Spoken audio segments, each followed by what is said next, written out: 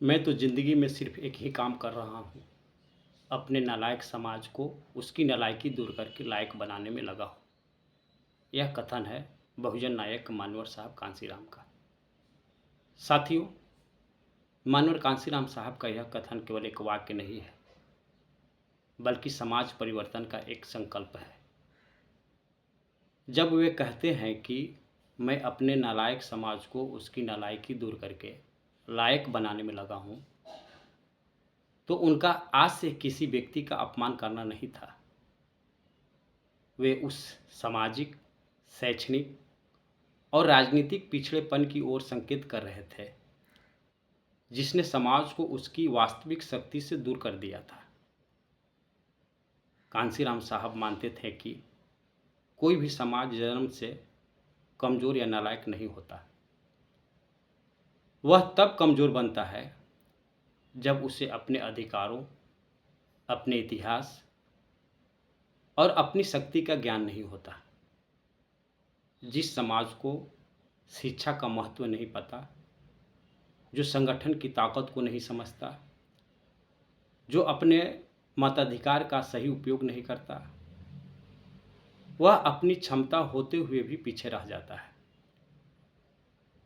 उन्होंने अपना पूरा जीवन समाज को जागृत करने में लगा दिया। वे चाहते थे कि लोग शिकायत करना छोड़ें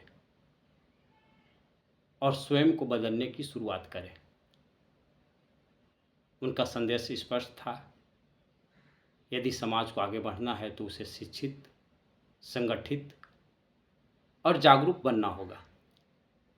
केवल भावनाओं से नहीं, बल्कि ज्ञान, अनुशासन और संघर्ष से परिवर्तन आता है।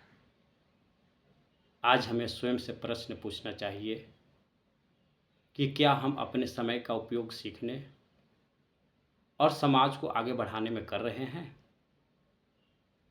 क्या हम संविधान, शिक्षा और लोकतंत्र की शक्ति को समझ रहे हैं? क्या हम अपने बच्चों को केवल नौकरी के लिए नहीं, बल्कि नेतृत्व के लिए भी तैयार कर रहे हैं? साथियों, समाज का उत्थान किसी एक नेता के भरोसे नहीं होता। जब समाज का हर व्यक्ति जिम्मेदारी स्वीकार करता है, तब परिवर्तन की क्रांति जन्म लेती है। हमें अपनी कमजोरियों को पहचानना होगा और उन्हें दूर करने का साहस भी दिखाना होगा। यही कांसीराम साहब के विचारों का सार है। आइए हम संकल्प लें कि अज्ञानता को ज्ञान से, बिखराव को संगठन से और निराशा को आत्मविश्वास से बदलेंगे।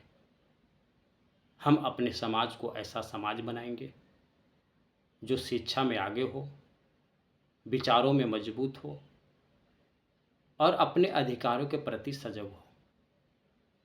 याद रखिए, किसी समाज की सबसे बड़ी ताकत उसकी संख्या नहीं होती, बल्कि उसकी जागरूकता होती है। इसलिए उठिए, सीखिए, संगठित होइए और समाज को लायक बनाने की इस मिशन में अपना योगदान दीजिए। धन्यवाद।